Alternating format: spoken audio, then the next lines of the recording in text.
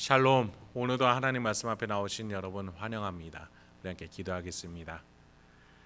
하나님, 오늘도 우리에게 귀한 하나님의 말씀을 주시니 감사합니다. 이 말씀을 통해서 오늘도 다시 한번 하나님 앞에 은혜를 구하고 받을 수 있게 하여 주시옵소서. 말씀을 듣고 깨닫고 묵상하고 확신 얻게 하여 주시옵소서. 그래서 오늘 하루도 하나님이 주시는 힘으로 살아갈 수 있는 우리가 될 수 있도록 도와주시옵소서. 예수님의 이름으로 기도했습니다. 아멘. 오늘 함께 살펴볼 말씀 사사기 15장 1절에서 8절, 사사기 15장 1절에서 8절 함께 살펴보도록 하겠습니다. 오늘도 다시 은혜 주시는 하나님을 찬양합니다. 하나님의 역사에 순종으로 동참해야 하는 삼손이었지만 그의 모습은 자신의 욕망으로 제멋대로 살아가는 모습이 계속 이어집니다. 하나님의 힘을 사용하면서도 결국 자신을 위해서 그 힘을 사용하는 삼손의 모습이 혹여나 우리의 모습은 아닌지 돌아보게 됩니다. 다시 하나님께로 돌아가 생활하는 우리가 되어야 하겠습니다. 여러분, 복음을 직접적으로 전하는 것만이 하나님의 구원사에 동참하는 것이 아닙니다.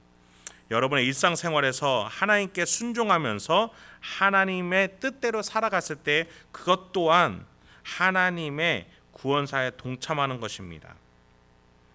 삼손과 같이 여러분의 결혼생활, 여러분의 대인관계, 여러분의 직장생활이 곧 하나님의 구원사인데 삼손과 같은 인생을 살 것인가, 아니면 여호와의 영으로 함께 하나님께 순종하면서 살아갈 것인가 돌아보며 우리가 스스로 결단할 수 있는 저와 여러분이 되길 소망합니다. 본문을 살펴보겠습니다. 1절부터 3절입니다. 얼마 후 밀 거둘 때에 삼손이 염소 새끼를 가지고 그의 아내에게로 찾아가서 이르되 내가 방에 들어가 내 아내를 보고자 하노라 하니 장인이 들어오지 못하게 하고 이르되 네가 그를 심히 미워하는 줄 알고 그를 내 친구에게 주었노라. 그의 동생이 그보다 더 아름답지 아니하냐? 청하노니 너는 그를 대신하여 동생을 아내로 맞이하라 하니. 지난 본문에서 수수께끼를 내면서 서로 난리가 난 삼손과 블레셋인이었습니다. 그곳에서 여호와의 영으로 감동한 삼손은 블레셋과 전투로 30여 명을 심판하게 됐죠. 사실 삼손은 블레셋과 결혼도 교류도 관계도 맺지 않은 채 이들을 심판해야 하는 하나님의 대리자였습니다.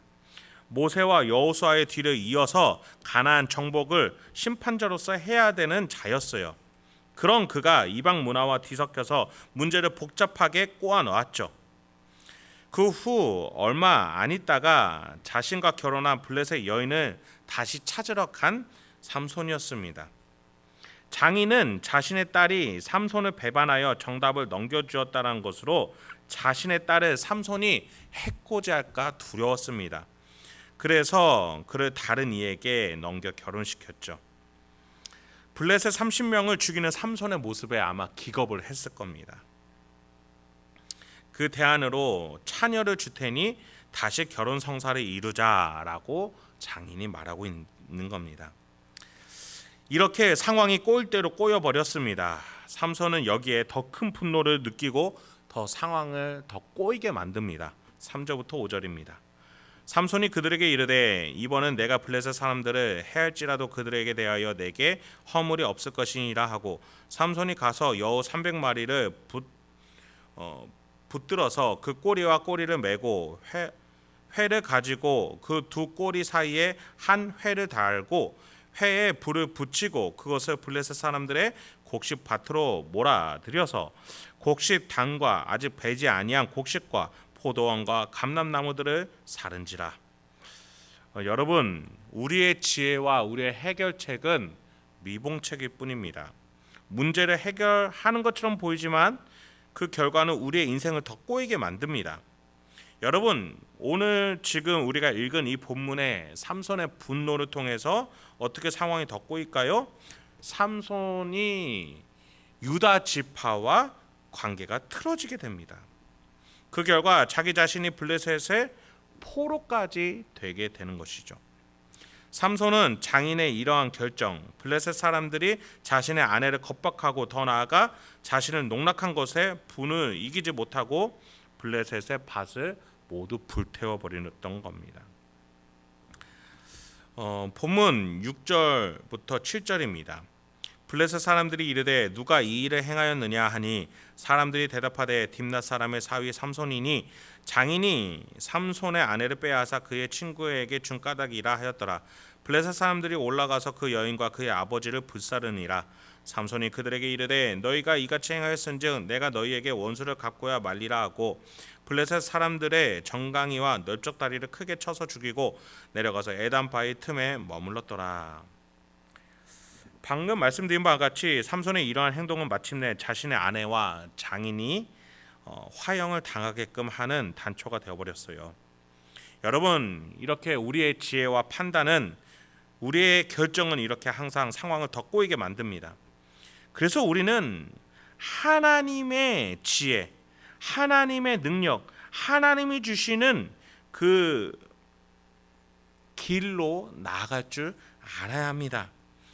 하나님의 힘으로 살아가는 방법을 터득할 줄 알아야 돼요. 그래서 기도와 말씀 가운데 하나님이 주신 지혜와 확신을 가지고 살아갈 줄 알아야 합니다. 바울은 하나님의 나라를 표현하는 데 있어서 로마서에서 14장에서 이렇게 말해주고 있어요. 하나님의 나라는 먹는 것과 마시는 것이 아니요 오직 성령 안에 있는 의와 평강과 희락이라. 그러면서 그 뒤에 그러므로 우리가 화평의 일과 서로 덕을 세우는 일을 힘쓰자. 하나님의 힘으로 살아가면 의롭고 평강이 있고 희락이 있습니다. 더 나아가서 덕을 세우게 되고 질서가 있게 됩니다. 그런데 삼손과 블레셋 사이에 일어난 일들은 어떻습니까? 무질서하고 시기가 일어나며 서로 분노와 전쟁이 넘쳐나고 있습니다. 여러분, 삼손은 하나님의 영으로 하나님의 뜻을 따라서 이렇게 하나님의 나라를 만들어야 되는 자입니다. 블레셋을 심판하여 이 땅을 의롭고 화평하고 평강이 있는 땅으로 만들어야 되는 사람입니다. 그런데 하나님의 영으로, 하나님의 힘으로 오히려 무질서를 낳는 자라니 너무나 안타깝기 그지없는 인생일 수밖에 없습니다. 여러분, 이 삼손이 하나님의 뜻을 거절하고 무시하니 이런 무질서를 낳게 됐죠. 우리의 인생을 돌아봤으면 좋겠습니다. 여러분에게는, 여러분의 가정은, 여러분의 일상생활은 하나님이 주시는 힘으로 질서와 덕과 의롭고 화평함이 있습니까? 아니면은 악의 덕목들로 가득합니까? 우리 자신의 인생을 돌아보면서 하나님 앞에 나의 무질서함을 회개하며 주여, 주님이 주시는 힘으로 나의 인생에 화평과 질서와 의로움이 있게 하소서, 덕이 세워지는 인생이 되게 하여 주시옵소서 기도할 수 있는 저와 여러분이 되길 소망합니다. 오늘 하루도 하나님이 주시는 힘으로 다시 은혜 받고 승리하실 수 있는 저와 여러분이 되길 소망합니다. 함께 기도하겠습니다. 하나님, 오늘도 우리에게 귀한 하나님의 말씀을 주시니 감사합니다.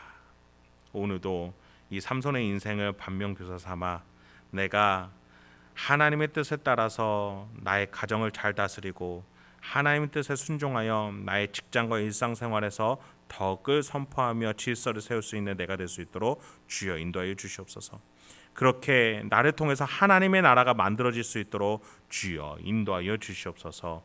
더 나아가 나의 인생을 통해 나를 본받아 하나님께로 돌아오는 인생들이 나타날 수 있도록, 그렇게 나의 인생을 통해 복음 전파와 하나님의 영혼이 돌아오는 역사가 일어날 수 있도록 주여 우리의 삶들을 사용하여 주시옵소서. 이 모든 말씀 예수님의 이름으로 기도했습니다. 아멘.